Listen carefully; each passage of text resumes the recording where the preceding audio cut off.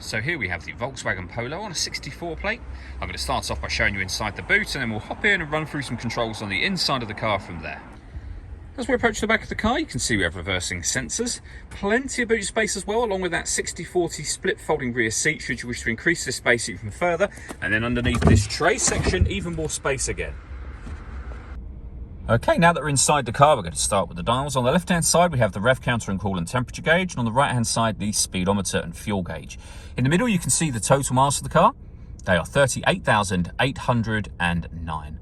Above that, we have a digital readout for the speedometer. You can change the information that's displayed there using buttons on the steering wheel for various bits of trip computer and fuel economy information. There are other menus available too. So audio, telephone, vehicle status, and then back round to where we started again. We back out to the steering wheel. The buttons I was using a second ago are over here. We have stereo controls over on the left-hand side, and then the stereo itself, of course, is over in the center just here. Just above that, we have these 2 or 3 buttons.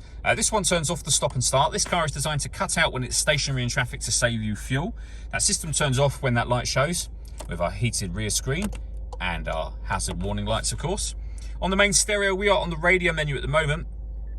So it's touchscreen. You can see we have DAB, FM and AM radio. If you want to listen to your own music, you press the media button just here.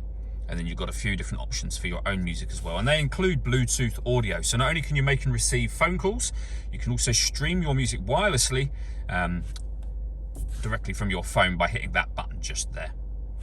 Pairing your phone is done by hitting the phone button and then follow the instructions on this screen and on your phone screen to pair it.